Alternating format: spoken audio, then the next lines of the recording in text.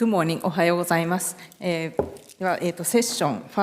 最初のパネルセッション1を、始めさせていただきます。タイトルは、日本の復興から学ぶこと、地域リーダーからの考察と題してお送りいたします。私は、内閣府防災担当で、復旧啓発国際連携を担当しております、大橋と申します。よろしくお願いいたします。では、パネリストの方、5名の方をご紹介いたします。向かって左から、兵庫県元災害対策局長の亀井博之さんです。それから宮城県本吉郡南三陸町の町長佐藤仁さん。それから、熊本県の元危機管理防災企画官の有浦隆さん。石川県豊洲郡穴水町の町長の吉村幸喜さん。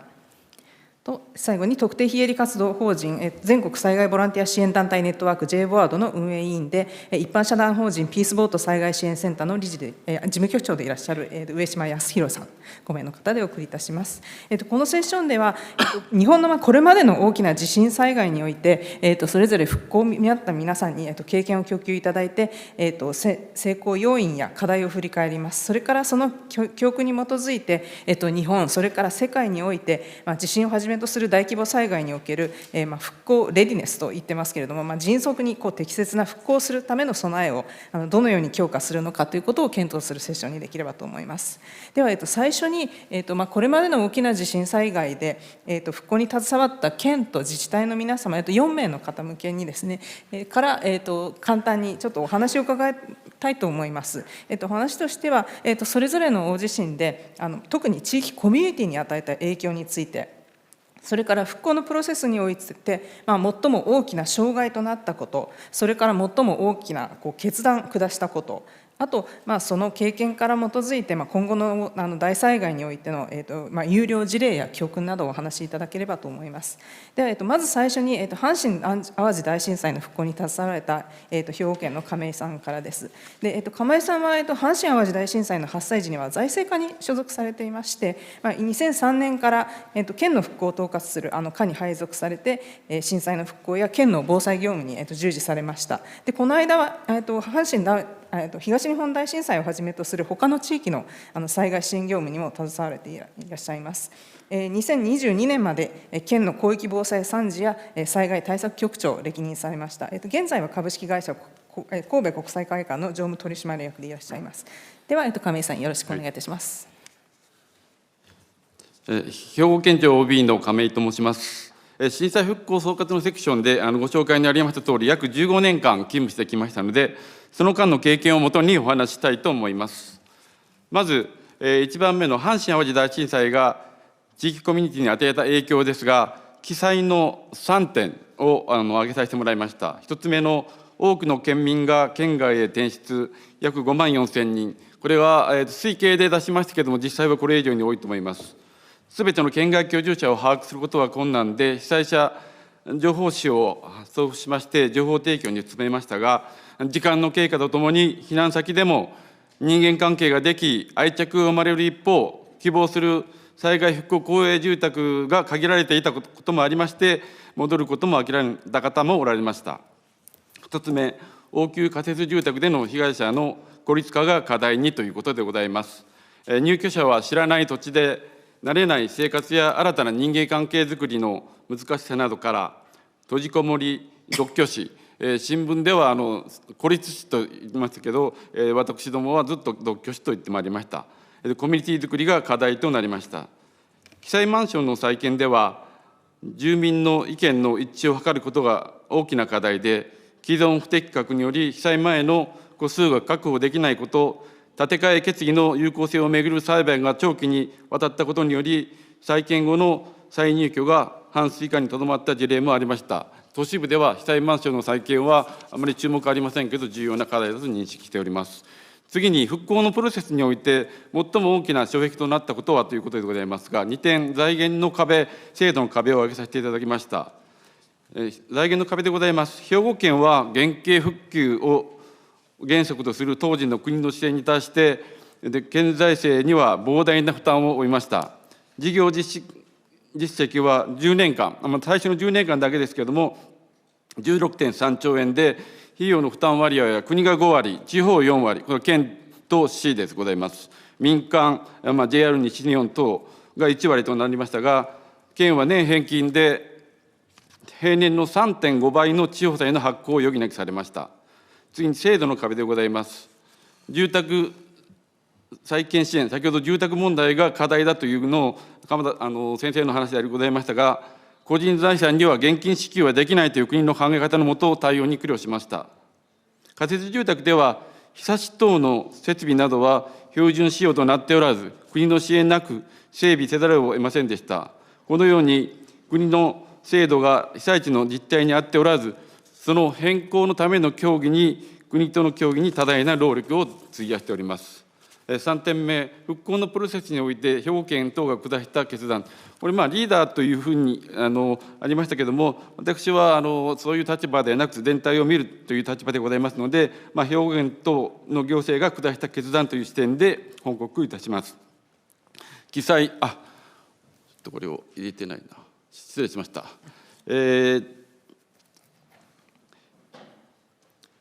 早期の復興が求められる3分野について、それぞれ緊急3か年計画を策定して重点的に取り組みました。これ1番目でございます。で、創造的復興では、単に震災前の状況に戻すものではなく、新たな視点から都市を再生する創造的復興を目指しました。また、復興基金を設置し、約3700億円で、被災者の生活再建ときめ細かい政策を機動的に行っております。復帰復興の過程で、自助、公助に加えて、共助の大切さが明らかとなりまして、県民、NPO、企業、行政等の共同で復興を進めております。それから被災市街地の復興に向けては、2段階方式による都市計画決定を行い、一日も早い計画的再建、住民参加型の計画づくりを両立させました。で、4番目に、今後の大災害からの復興において参考となる有料事例や教訓ということでございます。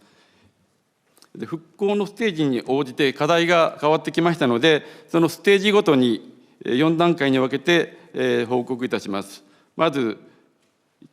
両括弧1、復旧応急対応期です。発災から避難所までの期間ということを想定しております。1番で一刻も早い救出、救助活動、インフラライフラインの早期復旧ですが、広い範囲での人々が被災し、地元だけでは対応できませんでした。全国からの応援により、救出、救助、早期のインフラ復旧を行っております。避難所の環境改善では、警察と行政職員による避難所パトロールを行いまして、避難所の環境改善や安全確保を図りました。早期の仮設住宅では、いち早く知事の方から応急仮設住宅への入居者の希望を全員入居させるということを、マスコミの前で宣言していただきまして、地震後の約7か月後に48,300戸を完成しております。入居者は見知らぬ土地での生活となり、コミュニティの構築が課題となりました。そのため復興基金を活用してふれあいセンターを設置し、交流事業や生活支援を行いました。倒壊家屋の解体や瓦礫の撤去、兵庫県の6年分の量に相当した瓦礫の公費による早期処理は復興に大変役立ちました。最初、公費ということがかなり課題になりましたけれども、国の決断でこれがよく進んだと思っております。で、2つ目、復旧期。仮設住宅に入っていることを復旧期というふうに定義させていただいております。まず、高齢者と仮設住宅入居者の生活支援です。入居者のコミュニティづくりの拠点として、ふれあいセンターを設置しました。センターでは、ボランティア、地域団体等によるセンターを拠点にした交流事業を行い、閉じこもり、独居死等の防止に努めました。これは当時、仮設標準仕様にありませんでしたので、復興基金と県と市の負担で、国からの支援はもらえてませんでした。次にインフラ、住宅産業等の早期復旧です。産業復興条例を制定し、独自の税の減免、定理融資を行い、企業誘致政策を展開しております。産業復興のため、阪神・淡路産業復興推進機構、新産業創造研究機構を設置して、産業復興に努めております。次3でございます。次は、復興前期ということで、高級住宅へ移行する時期の課題等でございますが、復興住宅での高齢者の独居死がクローズアップされまして、盛んに新聞、マスコミ等で、にぎわいを見せておりました。見守り対策の充実のため、各種支援員による高齢者の安否確認、相談、家事援助等の支援を行っております。高齢者や要援護者の高級住宅移転後の入居支援策として、復興基金を活用しまして、生活再建資金等の現金支給が行われました。被災地の雇用確保や新たな仕事づくりでは、被災地の空き店舗対策として活性化のイベントを行いましたが、雇用の維持を図るため、ワークシェアリングが導入され、地域課題を解決していく新しい働き方としてコミュニティビジネスが生まれております。4、本格復興期ということでございますが、まず高齢者の自立支援、町のにぎわいづくりなど、課題の対応では、高齢化率の進展など、時代の経過とともに課題は複雑、多様化し、従来、高齢者に対して巡回型の見守りをしておりましたが、高齢者を見守る拠点となる常駐型の高齢者自立支援広場という定義で拠点を呼んでおりました。次に、21世紀の成熟社会にふさわしい安全で安心な社会づくりですが、住宅再建のため、兵庫県では住宅所有者相互間の助け合いの仕組みとして、住宅共済制度を創設、掛け金5000円、給付金は再建購入600万円で自然災害に備える仕組みを創設いたしました。なかなか加入率進んでおりませんけど、先ほど出ました住宅対策が本当に重要だということのために、住宅問題として非常に重要な制度だと考えております。人と防災未来センターは震災に関する展示だけでなく、専任研究員をいち早く被災地へ派遣し、震災の教訓を伝える取り組みなどは高い評価を受けております。最初のお話につきまして、私からは以上でございます。亀井さん、ありがとうございました。復興のまずその S 型として掲げた創造的復興というのが仙台防災枠組みで掲げるより良い復興ビルドバックベターの一つの日本の言葉なんですけれども、これがもうその阪神・淡路大震災の時からまず掲げられていたということで、ただおっしゃってる話からするとその時はやはり初めてのことだったので、それに対するその国と県の間の出負けですとか、そのに向けての同じ目線というのがまだできていなかった。まず財政支援などの措置などもまだできていなかった段階だったので、非常にご苦労されたのかとは思います。あとはそのなりわい支援とか、住み場所の再建ですとか、高齢者の方へのケアとか、そういうのはおそらくこれ後の災害でも続いている話ですので、この最初の阪神・淡路大震災の経験がその後の災害でどのようになっていったかというのをまた引き続き次の皆様で伺えればと思います。ありがとうございました。では引き続いて東日本大震災について宮城県南三陸町町長の佐藤さんからお話を伺えればと思います。佐藤さんは2005年から南三陸町の町長お務めです。で、東日本大震災の当日は多くの方ご存知だと思いますけれども、町の防災対策庁舎のところで今震災遺構として保存されてますけれども、そこで津波に巻き込まれたご経験をお持ちです。で、震災後は防災集団移転促進ですとか、災害公営住宅の整備事業などずっと復興事業を2023年まで主導されていらっしゃいました。そのお話を伺えればと思います。佐藤町長にはまず動画をご提供いただきましたので、皆様動画をご覧ください。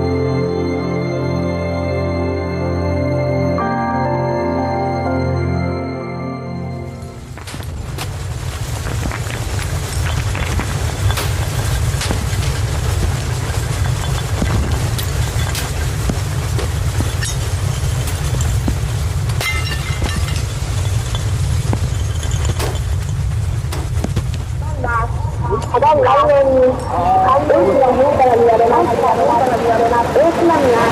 予想されますので、急いで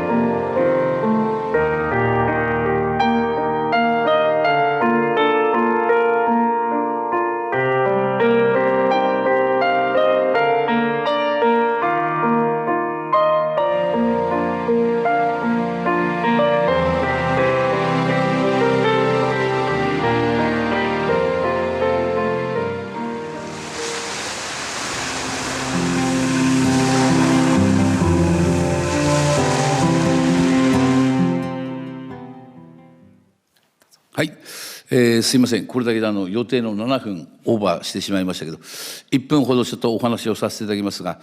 この3月11日で、丸14年が経過をいたしました。本当に自然災害には我々は全く無力でした。しかしながら災害から立ち上がる人間の力っていうのは改めてすごいなって感じた14年でもありました。南三陸町といいますか、三陸沿岸はこの120年で約4回の大きな津波に遭っております。そのたんびに命が失われ、財産が失われてまいりました。今回の東日本大震災が最大の被災になりました。この教訓を生かして我々は二度と津波で命を失わない町を作ろうという決意をいたしました。これが一丁目一番地の南三陸町の復興計画でありました。それは何かと言いますと、津波に遭わない高台に全てを移転するということでありました。高台の移転事業も全て終わりました。そこの中で少なくとも油断してはいけませんが、安全安心な町を手に入れることができたなというふうに思っております。以上です。佐藤さん、ありがとうございました。動画の中で、特にもう南三陸町、完全にもう町がなくなって一から再建しなければいけませんでしたから、特にその農業水産業のなりわいをまずその地場産業として立て直すというところが一番大変だったとは思います。そこに国際認証ですとか、結構革新的な視点を持ちながら再建をされていたということを、拝見しました。ありがとうございました。では、続いて熊本地震について、初代の危機管理防災管理官の有浦さんからお話を伺います。有浦さんはもともとは陸上自衛隊の幹部として特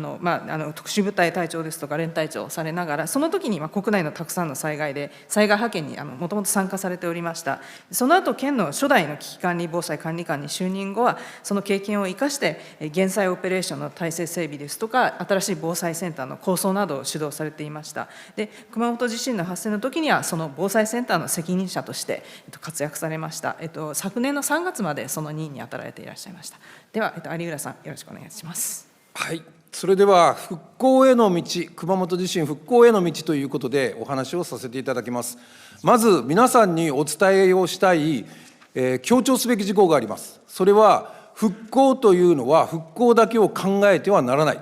復興というのは周到な事前準備と迅速な対応に始まり、そして首長の統率で加速する、リーダーシップで加速する、これを強調させていただきたいと思います。当時の蒲島知事がいろんなことをやれと、積極的にやれ、責任を自分で取ると言っていました。それが結局この熊本地震でもみんなが自分の考えを持ってそれぞれが能力を発揮できた。私の場合は元自衛官として大佐、すなわちカーネルとしてやってきましたので、その中で部隊運用、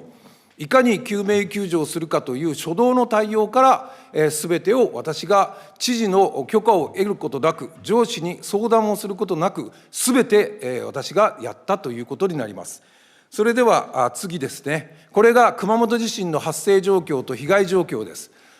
ここで強調したいことは、巨大地震が2回熊本では起こりました。それに関して皆さんにお伝えしたいことは1点、この地震というものは体験しなければわからない、ものすごい恐怖です。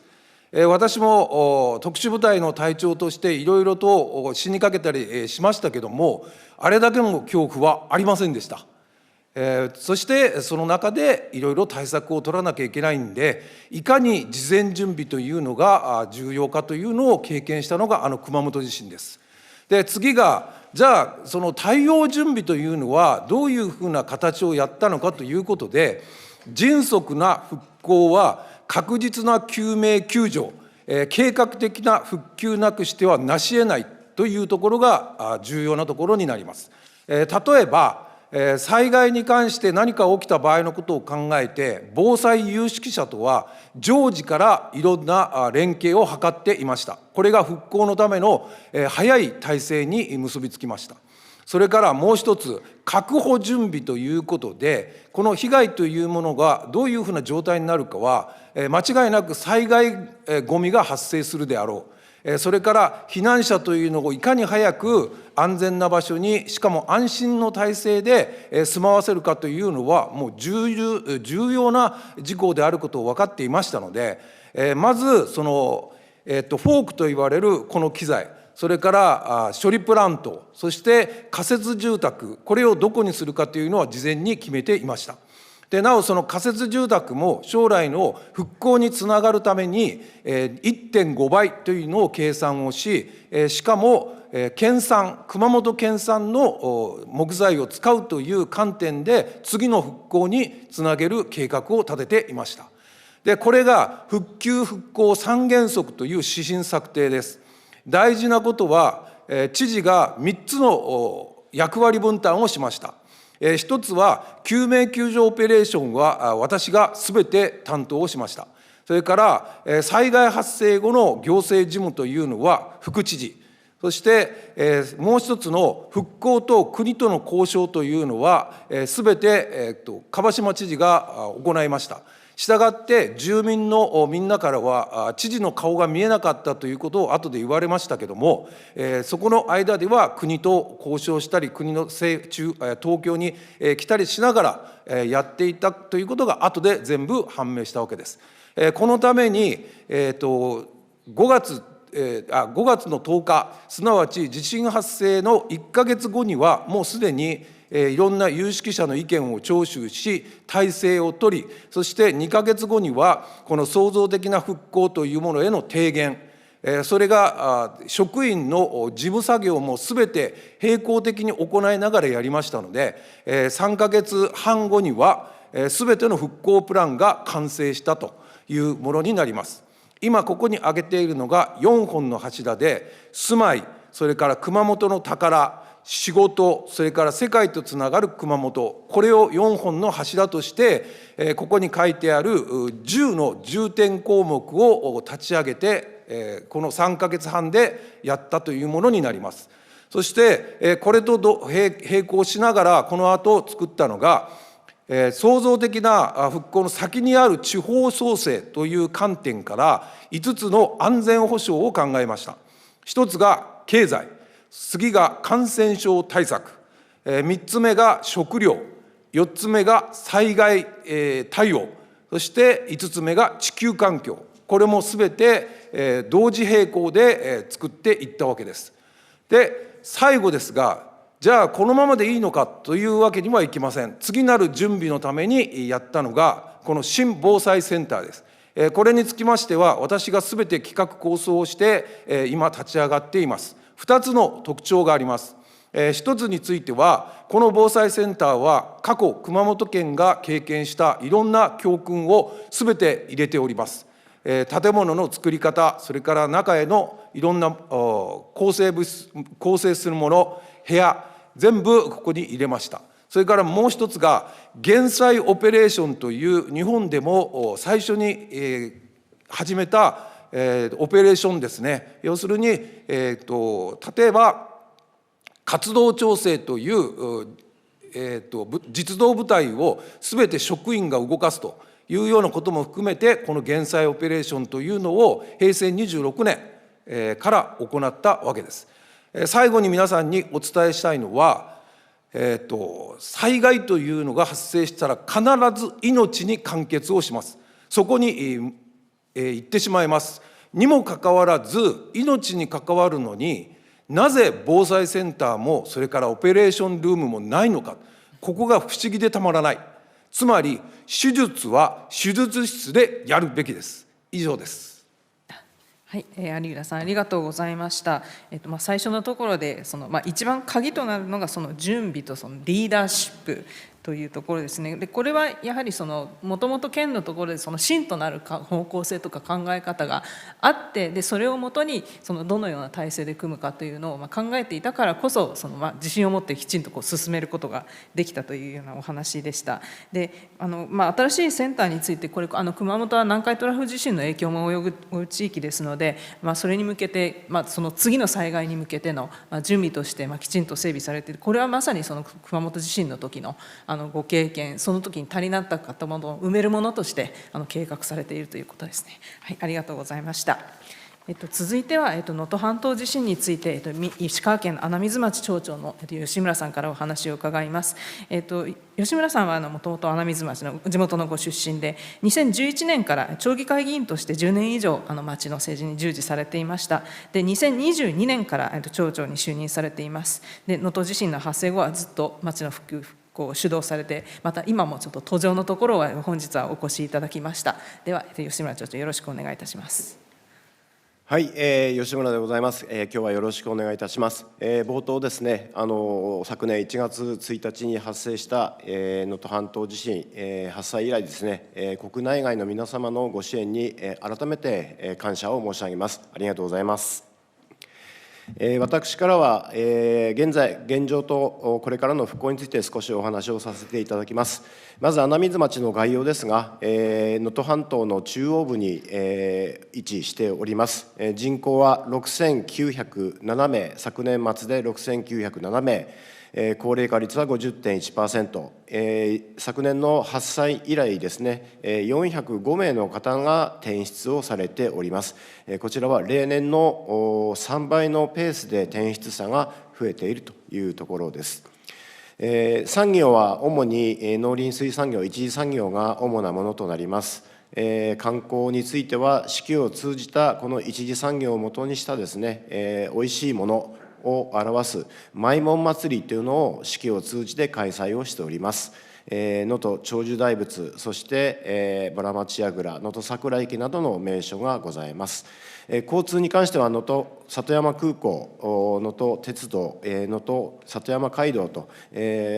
古くから能登奥能登の玄関口として、位置づけられております。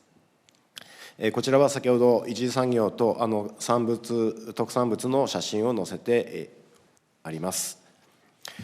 地震の状況ですが、発災日時は令和6年1月1日午後4時10分、震源は能登地方珠洲市近辺になります。地震の規模はマグニチュード 7.6、最大震度は7、穴水町でも震度6強を記録しております。津波に関しては、能登各地で津波の被害は確認されております。穴水町でも町の東部で約1メートルの津波を観測しております。被害及び復旧の状況ですが、犠牲者の数です。42名、うち22名が災害関連死となっております。道路については、町内300路線あるうちの20路線が通行止め、11路線が片側通行になっております。こちらは優先順位、生活の優先順位をつけながら復旧を図っているところでございます。次にインフラでございますが、電気通信、そして上下水道は発災時すべて使えなくなりました。順次復旧を進めてまいりまして、現在では復旧をしているという状況です。被害家屋ですが、住家の全壊が496棟、大規模半壊から半壊が1436棟と、括弧書きにありますとおり、平成19年の能登地震に比べると、被害の規模が大きかったことが分かると思います。避難所の数ですが、町内の避難所、最大54カ所、約4000名の方が避難をされておりました。8月には避難所をすべて閉鎖することができました。仮設住宅については、現在532棟の2世帯の方の仮設住宅を完成できました。そのうち現在524世帯、そして、町内外のみなし仮設住宅についても111世帯、現在でも200名以上の方がお住まいになっていらっしゃいます。能登半島地震が地域コミュニティに与えた影響として、もともと地震前からも過疎化が深刻な半島過疎の地域でございます。この地震でですね、さらにこの過疎化が進むということが、危惧されておりますし、現在でもそのような状況です。転出人口は例年の約3倍、発災後からの人口減少率も 5.5%、となっております。自社等のコミュニティ施設が大きな被害を受けたということが特徴だと思います。地域のコミュニティの場である寺院や神社、集会所に多くが被災をしたということになります。またプラスに働いた影響として、地震前から集落等の自治会、自主防災組織の活躍が今回の地震で見ることができました。発災当初から自治会、自主防災組織等が中心となって、被災者の安否確認、そして避難所の運営など、積極的に行っていただきました。これは応急仮設住宅団地においても活躍をしております。応急仮設住宅については、集落ごとの入居をケアをさせていただきましたので、住宅団地内においても自治会を設立することができました。復興のプロセスにおける大きな障害としては3つ挙げられるかと思います。復旧・復興に着手できない地域への対応、いまだ長期避難世帯として認定された地域というのは、非常にちょっと復旧が足踏み状態というところです。2つ目、人口減少と高齢化の加速ということで、地域コミュニティの維持、存続に及ぼす影響が非常に大きいと考えております。穴水町においては、住宅の再建が困難な方が非常に多く、高齢化が高いため多い状況です。再建を行わない宅地も歯抜け状態の状態で点在しているため、なかなか町づくりの絵が描けない、そういったことが挙げられると思います。3つ目のなりわいの再生について、人口減少と高齢化の加速によって、震災による事業廃止、休止などが非常に加速しております。一次産業による影響も大きく、収穫量、漁獲量の減少が加速しているのが実情でございます。復興のプロセスにおける大きな決断としては、避難所や被災場所への視察をですね、早期に行ったことが挙げられるかと思います。小さな町でございますので、なるべくトップとして顔を見せる、話を聞く、そういうことが小さい町だからこそできたなというふうに考えております。これが後々の復興計画策定の上で大きな意味を持ったかなと思っております。2つ目にセントラルキッチンの取り組みということで、発災当初、避難者の食事というのは支援物資に頼るところが大きく、そして不定期に開催される団体や支援者による炊き出しが多かったわけなんですけれども、今回行政が被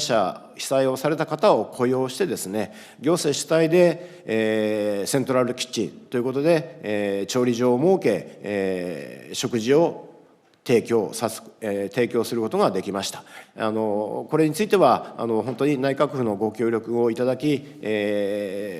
大変好評でしたので、もうぜひ全国に横展開できるような形になればいいかなというふうに思っております。あと応急仮設住宅の建設については、昨今まちづくり、集約的なまちづくりが言われる中で、あえて集落にですね、各地域に必要個数仮設住宅を建てることによって地域コミュニティを維持するということを目標に、仮設住宅を建設をしてまいりました。今回の震災を通じて、非常に地域コミュニティの維持こそが最大の防災、被災者支援であるというふうに考えております。最後に、災害時に備えたインフラの確保ということで、震災による停電、断水、インターネット、テレビ、電話等の通信の遮断、これら想定を超える災害時にも対応できるようなインフラ設備の強化が必要ではないかというふうに思っております。2つ目に受援体制の整備、国の応急派遣制度による総括支援、対抗支援、および自衛隊や各省庁の方々の支援をですね、即座に受け入れられる体制、宿舎および事務作業をできる場所をいかに早く確立すること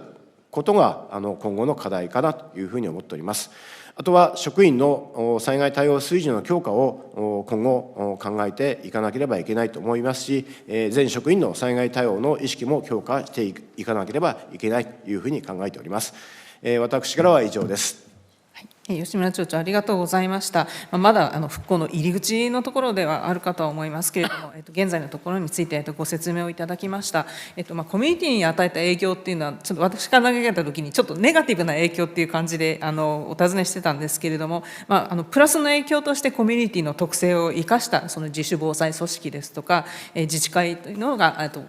プラスに影響したものといっても言及いただきました。あとセントラルキッチンのようなね、革新的な取り組みというのも、いろいろちょっと大変なことがずっと続いているというふうに、我々も見聞きするのはそういう話ですけれども、その中でもいろいろと工夫をされて、後に続く取り組みがされているということです。またやはり人口動態も変わっていく中で、これからちょっとどのようにそれに対応したまちづくりをするかというのは、非常に課題が大きいかと思いますけれども、皆さんが頑張りに改めて敬服をいたします。ありがとうございました。あとでは最後に、こちらちょっと NGO、NPO の立場として、お話をいただきたいと思います。全国災害ボランティア支援団体ネットワーク JBOARD の、運営委員、それからピースボート災害支援センターの事務局長の上島さんです。上島さんは2004年から NGO スタッフとして、国内や海外の途上国での支援活動にずっと当たられていらっしゃいます。で、東日本大震災の時から、ピースボート災害支援センターが設立されましたが、その時から、事務局長に、就任されて、で、自身センターとしての支援活動と合わせて、ボランティアの活動、NPO の活動の調整なども行っています。で、JBOARD の、設立時から、運営委員として、被災地における NPO の支援活動の連携調整にも当たられています。では、上島さん、お願いいたします。はい、ご紹介ありがとうございます。今上島と申します。よろしくお願いいたします。今回はですね、2つの立場で、1つはコーディネーション、民間の支援団体、また行政との連携のコーディネーションの役割を担う JBOARD、もう1つが直接の支援を行うピースボートの立場で、ピースボート災害支援センターの立場で、民間の支援の取り組みというのを紹介させていただきます。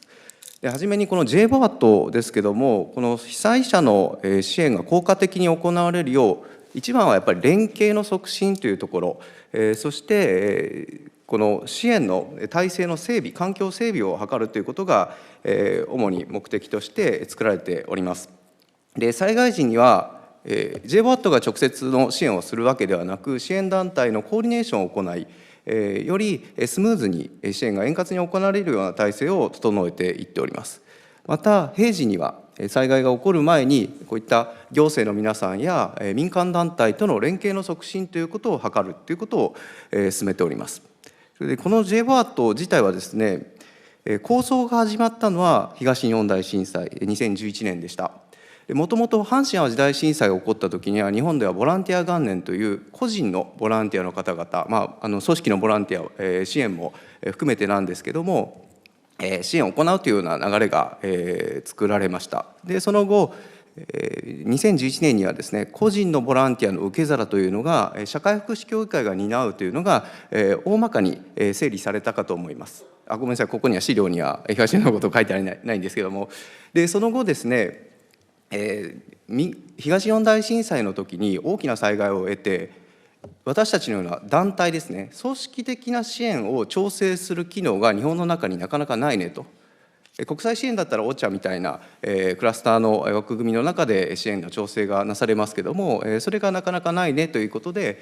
東日本大震災を機に民間の支援の受け皿となる枠組みが日本の中で体制が作られることが重要だろうということで、2013年にですね、その構想が民間の大きな全国ネットワークを持つような組織で構想が始まって議論がされ始めました。でその途中でですね、熊本地震が発生して2016年に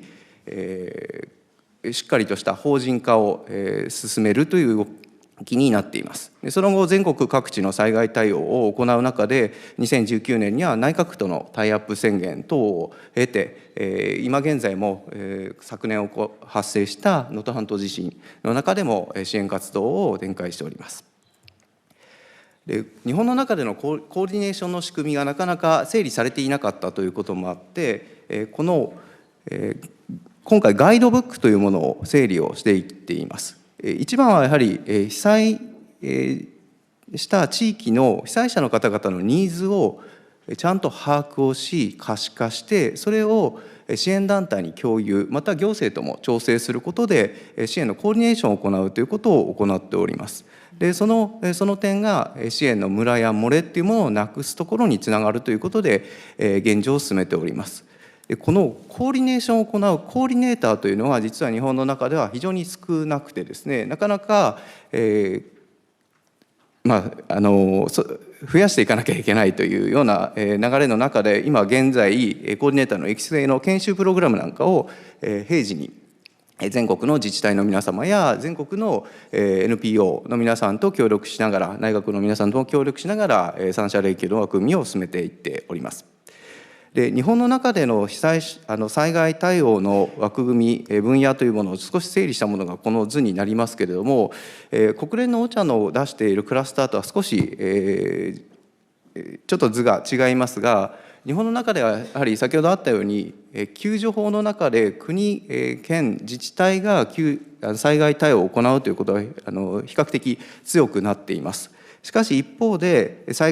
きな災害が起こってしまうと、なかなかその行政の支援だけでは対応しきれない部分が多くあります。でそこで民間の支援がですね、さまざま取り組みが行われていますけれども、その民間の支援団体が毎回動く分野というのがここに整理された14分野になっていて、上の4つが主に被災者の生活の場所ごとの分野、下の10個がですね課題ごとの分野ということで整理をしています。でこの分野を分けることで課題の可視化というものが非常に見えやすくなってきて、かつ同じ災害はないんですけども、同じような課題はこの分野の中で繰り返し起こってしまっています。で主に大きな原因は担い手の不足であったり、調整力不足であったり、自治体の皆さんとの共通認識の不足、そういったものが大きく原因としては挙げられるかと思います。例えばこれ内閣府が出している資料を抜粋していますけれども、避難所の中でできることというのは災害救助法のメニューの中にですね複数あります。ちょっと赤文字で小さくて見えにくいと思いますけれども、たくさんあります。例えば食事に関することとか衛生に関することとか環境整備に関すること、さまざまなメニューがあるんですけども、実態としてはやはり大きな災害が起こると一つの基礎自治体で100を超える避難所が立ち上がってしまう。これに一つの自治体の職員が全て対応しきれるというのは非常に難しいことがあって、現状はやはり民間の支援とか民間の住民による自助共助の部分が非常に大きくなってきます。でこういった物資や炊き出し、お風呂の支援とか福祉避難所のスペースなどなど、現状は民間の支援の中でがないとなかなか成り立たない部分も多くあります。でそういった部分をなぜできていないのかっていうのをさまざまな情報を行政ともしっかりと連携をして情報をいただきながらこの不足する部分というのを補完したり、今例えば能登半島地震の中では避難所の運営を NPO が担っているっていう部分であったり、お風呂の運営を自衛隊の後に引き継いで運営していくというような取り組みが進んでいたりします。でここでやはり重要なのは支援で目指していく共通認識、先ほどの救助法のメニューを認識するというよりも、被災者のニーズをしっかりと理解をし、どのレベルの避難所運営を目指していくのかっていうのを同じ認識を持つことは非常に重要だと思います。例えば食事一つにとっても、行政の職員の方からですねたまに出てくるのは、おにぎり出してるし、支援物資出してるけど食事出てるけど何がそれでダメなんだろうっていうようなことがポロッと出ちゃったりするんですよね。でやはり長期化していく避難所の中ではカップラーメン生活を1ヶ月続ける、これは厳しいものがあります。その部分を栄養価の改善をしていくために同じ目線になって動いていくっていうことが非常に重要だと思います。でこういったところを被災者の立場に近い NGO、NPO がですね行政と調整をして動いていくっていうことが今実施されていっております。で大きくは今後に向けて一つはですね、行政の中でも NPO、NGO からの情報を得るルートを設けていただけると非常に良いかなと思っていますし、また行政が持つ情報というものを共有することで、お互いに被災者支援の中で同じ方向を向いて動いていけると思います。また行政の部署の中でも横断的に災害対応を行う部門がありますので、そういったところと連携する、例えば家屋の保全というところでもゴミの捨て場、民間の重機を使えるような団体が複数ありますので、そういった団体が動きやすいような環境を整えていくということも非常に重要になってくると思います。で、一番はそういったいろんな複数の民間の支援団体が現地で活動しているということを早く情報を可視化していくような体制、準備をしていくっていうのをぜひ行っていけると非常に有効な被災者支援につながっていくと思っておりますので、こういった部分はですね、ぜひ努力目標ではなく組織、行政としての必須事項にしていっていただけると非常にありがたいなというふうに思います。私からは以上です。ありがとうございました。はい、上島さんありがとうございました。ボランティア元年以降、災害のために個人ボランティア、それから NGO、NPO の支援が復旧復興に与える役割というのは大きくなっています。でやはりその行政が対応しきれないところっていうところで手当てされている分野というのが非常に幅広いということをご説明いただきました。でその支援を目指す姿をもとによりこれからちょっと戦略的に官民が連携するというのはこれからちょっと制度設計とかの課題もありますので我々が取り組んでいくところであります。ありがとうございました。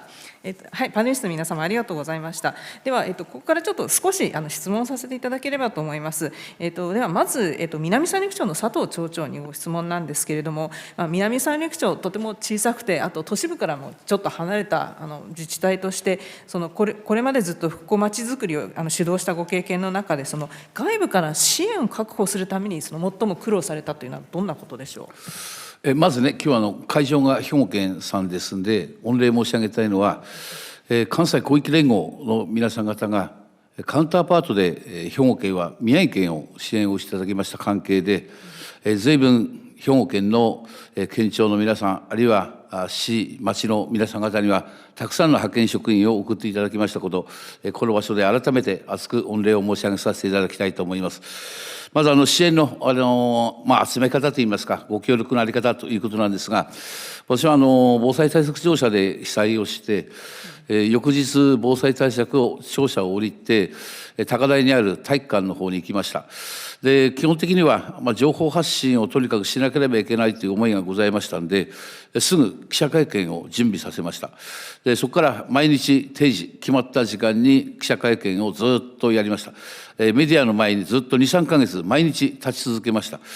それは大変は大変でしたが、しかしながら首長が立たないと報道してくれないんです。やっぱり職員がいくら情報を出してもほとんどを出してくれない。ここは首長は大変ですが、やっぱりそこは前面に立たざるを得ないということを痛感をさせていただきましたが、そういった中で、すごいやはりメディアの力っていうのは大きいなと思ったのは、人が集まってくる、物資は当然のこと集まってくる、それからボランティアの方々がたくさんおいでをいただきました。うちの町のボランティアセンターに登録した方だけで15万5千人の方々が登録をしましたので、多分直接現場に行ったボランティアの方々もいらっしゃいますので、多分この3倍ぐらいがうちの町にボランティアでお入りいただいたというふうに思います。これはまさしくメディアの力だったというふうに思っております。それともう一点はですね、財源を復興財源どう確保するかということで大変不信をいたしました。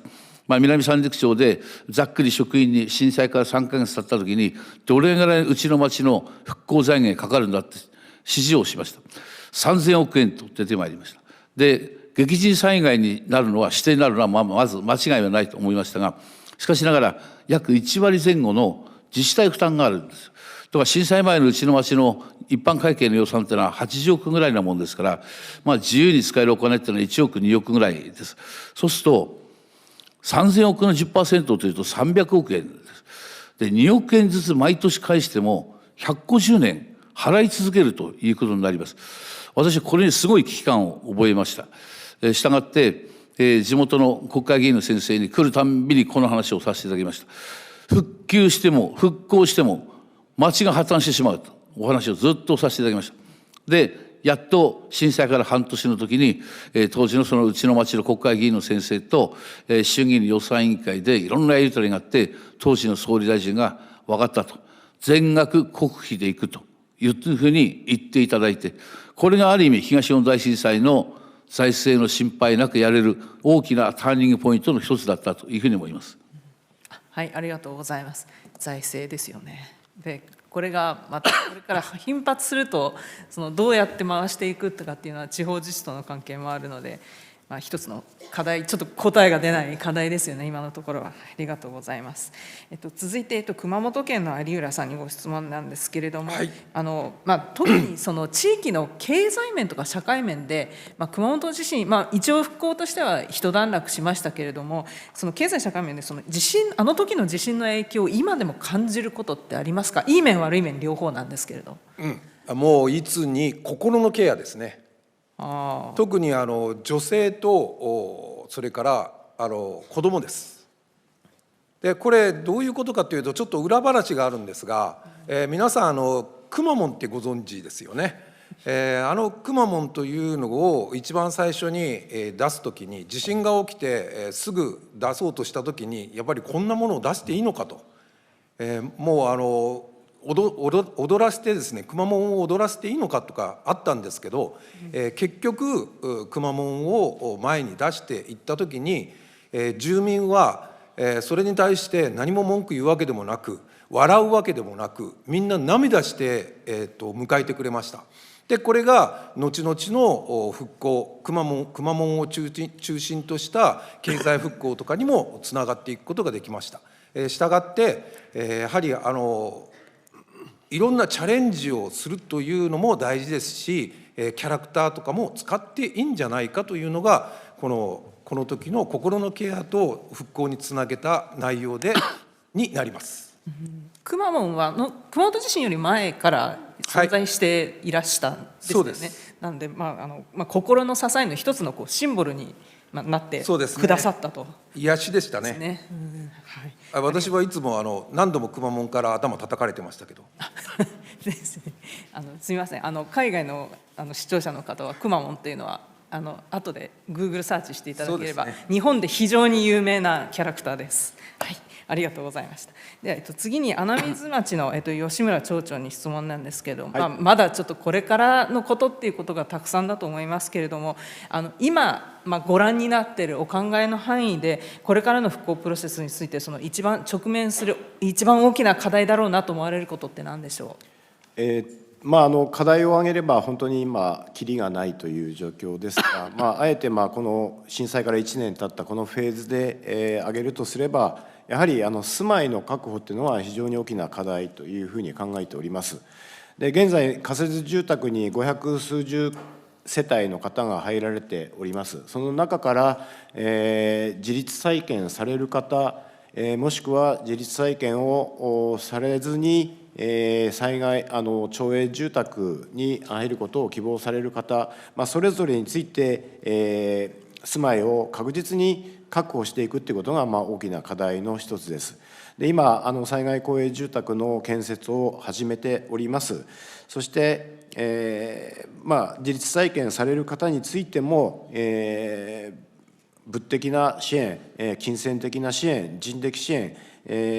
本当に大きな支援が必要になると思います。今回の地震でも、半島過疎という特徴もあり、建設資材の高騰、そして労務単価の高騰でですね、非常に経済的な負担というのは大きくなっております。そんな中でまずは住まいの確保を優先して、このフェーズはやっていきたいというふうに考えております。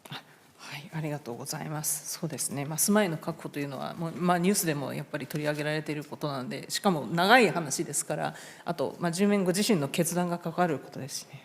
はい、ありがとうございます。では次に、兵庫県の亀井さんの質問なんですけれども、阪神・淡路大震災以降も、ここでお話しいただいている皆さんの通り、大きな地震たくさん発生しています。で神戸でご経験された神戸を中心とするその復興の経験というのは、その後の大災害で、今までのお話でもありましたが、復興にどのように生かされている、一番生かされているところがあるとお考えでしょう？今考えてみますと、阪神・淡路大震災の時は本当に何もなかったかなと。それ我々の先輩が、苦労しながら、作り上げてきたことが、まだ不十分だと思いますが、かなりあるなと、8点ちょっと挙げました。今南三陸町長さんから話ありましたように、国の財源支援が手厚くなりました。創造的復興の概念が浸透しまして、支援策が充実したと思います。東日本大震災では特別交付税により地方負担が大幅に軽減されたほか、比較的自由な復興交付金ができました。阪神・淡路大震災の時は復興の財源なしにまだ職員給与カットが続いているということをちらっと聞いています。被災者再建支援法により最大300万円の支援金ができて、使い道も比較的自由になっています。阪神・淡路大震災の時は認められなかった復興特区制度を国の方が認めてくれました。阪神の時は自前でやりました。産業面ではグループ補助金の創造など、画期的だと思います。阪神・淡路大震災の貸付金と利子補給のみで、その返済に、多くの企業が苦しみました。避難所の環境改善も進んでおります。段ボールベッド、仕切りの設置などプライバシーに配慮した取り組みも進んでいます。仮設住宅では民間の宿泊施設を活用しましたみなし仮設も採用されると、標準仕様のレベルも向上しています。ふれあいセンターも標準仕様で、阪神・淡路大震災の基金と県市の負担で作りました。居住性も向上しています。ただ、仮設住宅、阪神・淡路大震災の1戸設置から300万、それが、昨日ちょっと聞いたと、1戸1500万とか、もう高級住宅と変わらないと。で、支援の在り方がちょっと検討すべきかなと。国や自治体による被災地支援体制も向上しています。カウンターパート方式による関西広域連合の支援のほか、国主導で自治体を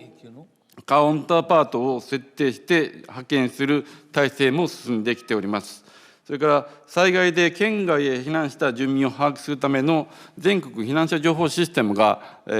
構築されまして、県外避難者の把握に役立っています。このように多くの復興の経験は生かされてきていると思います。しかし、震災関連死はいまだに減っていません。この問題は残されているというふうに思います。以上です。はい、ありがとうございます。やはり大きなところはお金と人のところで、それに対して確かに特に対抗支援って先ほど自治体相互での応援ですとか、そういうのは確かに阪神の時にはなかったものがかなりできてはいるとは、そうですね、思いますね。ただ関連死は確かに今でも聞く話ですので、ある意味変わっていないとよく言われる話だと思います。ありがとうございます。では、J ワードの上島さんに伺いたいのが、今までのお話をお聞きになってということも含めてなんですけれども、これまでの災害支援を通じてズバリ NGO、NPO のリソースって十分活用されてきてるでしょうか。あとこれからの大災害に備えて特にコミュニティ復興というのが特に能登半島地震なども見ても一番課題だと思うんですけれども、そこでNPO のセクターがどういう役割を果たせるか、あとそのために国とか自治体、あと国際機関ネトナとかとあらかじめできることって何でしょう。はい、そうですね、今皆さんのお話をお伺いしてても、やっぱり自治体レベルではやっぱり住まいの確保とかまちづくりとか、言われていました。で NGO や NPO のレベルではですね、冒頭基調講演の中でも川田先生からありましたが、このコミュニティとかそういったところの課題っていうのは非常にまだまだ残っていると思います。で、私たち自身はですね、政府や自治体レベルではなかなか手の届きにくい最後の一人、いわゆる被災者の一番先端のところで活動を行っています。で、その中にはやはり専門的な技術、福祉のノウハウを持ったような団体さんとかもありますので、先ほど言っていたような取り組みとか災害対応というのは復旧の段階でやっていきますが、復興に向けてというところで、補完的な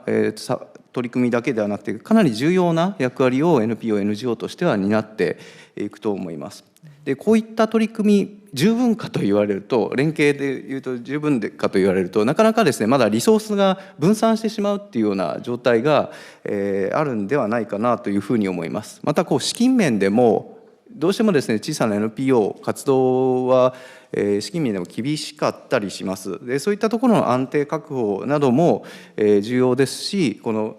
活動の標準化なんかもさらなる改善がしていけるのではないかなというふうに思っております。でやはり私先ほども言いましたけども、そういった取り組みを十分に実現させていくためには官と民との連携ができるようなプラットフォームのような枠組みが非常に重要ではないかなというふうに思います。そういったところをですね、災害が起こる前から人材の育成とか、また研修や訓練を通じて皆さんとの相互認識、相互理解ですね、を広めていけるといいかなというふうに思っております。はい、ありがとうございます。日本国内を中心にその NPO 活動する団体って実はたくさんあって、それぞれやはりおっしゃったようにその手の届かないところに、かゆいところに手が届く支援をそのいろんな担い手がやるというのは非常に復興としては重要なことですので、確かにプラットフォームというのが一番の課題だと。思います。ありがとうございました。だいぶ時間が少なくなってしまったので、ここで、会場の方でもしご質問があれば、挙手をいただければと思います。おそらくお一人ぐらいかとは思いますが、何かご質問ありますでしょうか。よろしいですかね。そうしましたら、じゃあオンラインのちょっとご質問がちょっと来ていますので、一つが、これは亀井さんへのご質問なんですけれども、さっきちょっとありましたけれども、官民の関係、これはその企業とか民間セクターも含めてだと思うんですけれども、との関係が、復興計画の中での官民の関係というのが、阪神・淡路大震災を契機に変わったことってありますかという質問です。阪神・淡路大震災の時に自助共助共助ということで、共助の中で、民とやっていくということは、ありました。で、先ほど復興基金を挙げましたけども、復興基金の大きな民間支援の中でボランティアとかそういう民間セクターを支援してやるということがありますので、その取り組みにつきましては、ボランティア元年という形で動いてきたその状況から言いますと、いろんな広がりができてきたのかなというのは感じています。はい、ありがとうございます。それからもう一つが、有浦さんへのご質問なんですけれども、最初の、お話の中で、その自発性というのがその政府の職員の方のその復興計画におけるその、取り組みにおいて、役に立ったというようなお話があったんですけれども、この自発性というのがそのこれからのその復興のための次元計画の中で、自発性ってどういうふうに組み入れられるでしょう。簡単に言うと職員の訓練ですね。この職員をいかに訓練して能力を上げるかというのと、庁が事前に役割分担をして、その中で積極性とか自発的な動きを助長するということが必要になります。だから、職員として一番問題点が移動ということになります。つまり毎年やっと鍛え上げてもコロコロ変わるというあれをなくすためには、総合職の中に防災職というのを作って、そして、防災の職員を作り上げるということが大前提になって、自信を持っていろんな行動ができるというような環境を作るべきです。それを研修とか訓練とかでですね、そう思います。はい、ありがとうございます。海外のちょっとご視聴者の方はあまりご存知でないところなんですが、日本の組織は人事異動で定期的に、全く関係ない部署にも移動してしまうので、その知見個人に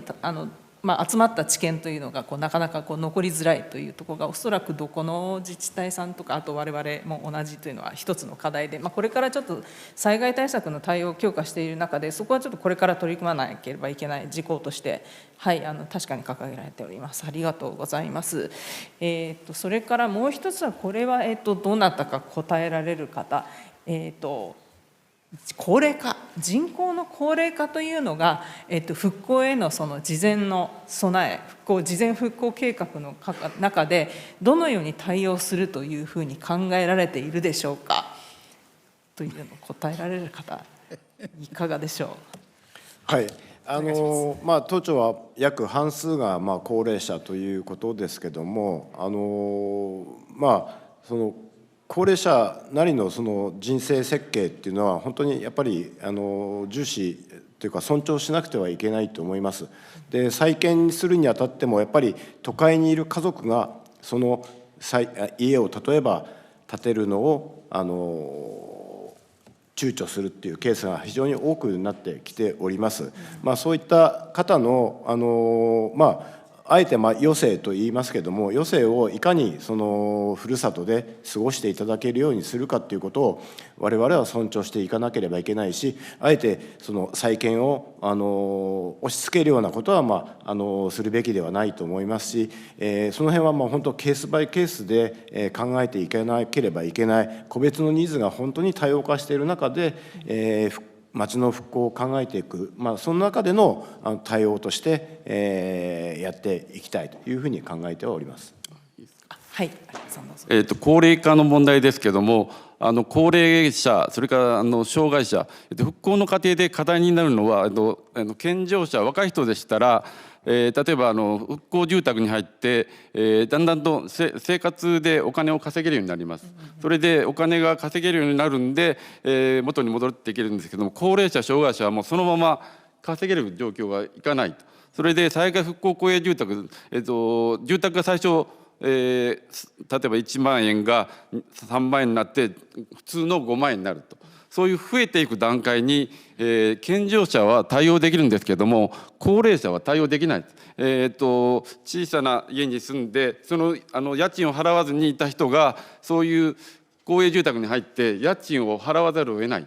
そういう状況になる。ですから健常者の復興と高齢者の復興は道筋が変わってきますので、そういう観点から考える必要があるのではないかというのは、考えているところです。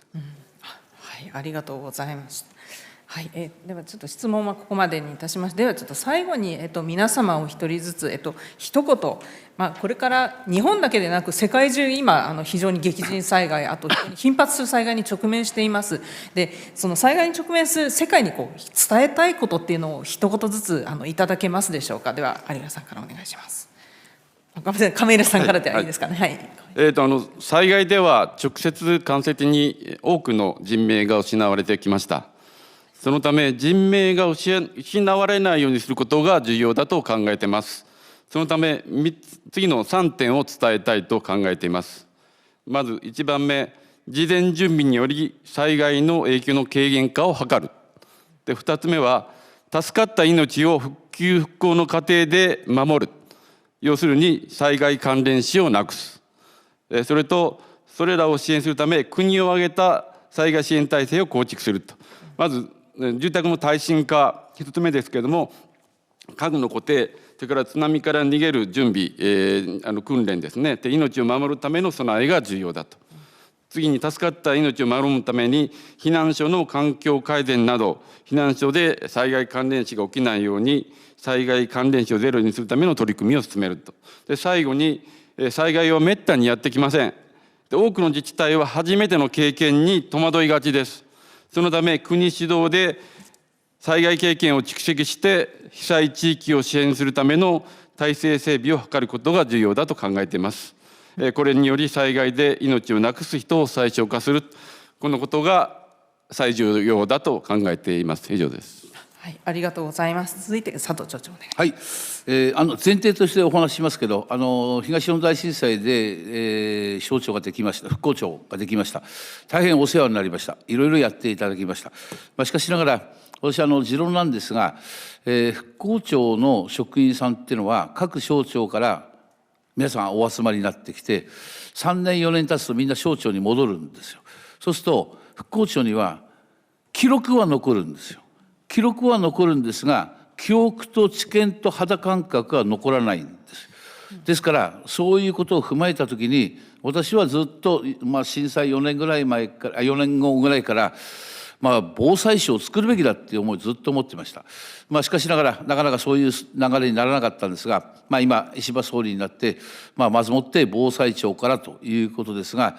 そういう流れに沿っていけば、先ほど亀井さんがお話したように災害関連死とか含めたものがどんどん少なくなっていけば、これに越したことはないなというふうに思っております。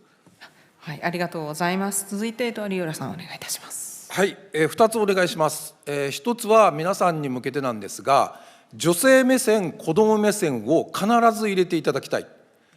高齢者とか障害者とかいうような話はよく出るんですけども、女性目線、子ども目線というのは意外と忘れます。だからこれをチェックの一つとして入れていただきたい。2つ目は、たまたま今町長が言われましたけども、防災省を作るという案が出ています。どうかお願いですが、行政目線での防災庁ではなく、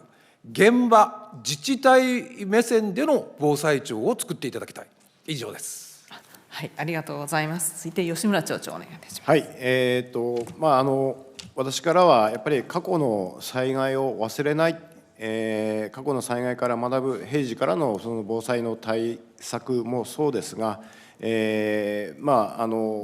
本当に災害地、被災地においてはですね、全国の皆さん、世界の皆さんの心を寄せていただくことが本当に復興の力になるというふうに感じております。そういった意味でも防災の意味でも、あと復興地、被災地支援という意味でも、過去の災害、大きな災害、国内外の災害を忘れない、記憶に、ちゃんと記憶をしておくということが必要かなと思います。はい、ありがとうございます。では最後に上島さんお願いします。はい、やはり日本の中でも風水害毎年のように起こっていますし、今後南海トラフや首都直下地震という大きなメガ災害が想定されています。そういった時に大きな災害になればなるほど国際的な支援の枠組み、国際的な支援を受け入れるような体制っていうのを日本の中では整備していかなければいけないと思いますし、ぜひですね、その時にはぜひ日本を支援していただきたいと思っています。でそこに備えて民間の支援セクターは今行政との官民連携という枠組み進めていますけども、この民間の知見というものを大いに活用していただいて、どうしても行政の中で今3年ぐらいに人がローテーションするみたいな枠組みになってしまっているので、この NGO、NPO が積み重ねている知見をぜひ活用するような体制をこの防災庁の議論の中に入れていっていただけるとありがたいです。以上です。はい、ありがとうございました。多くの皆様から、これまでのちょっと大地震からの教訓、学べること、それから世界に向けての貴重な示唆をたくさんいただきました。では皆様改めてパネリストの皆様に拍手をお願いいたします。ありがとうございました。これでパネルセッション1を終了させていただきます。ありがとうございました。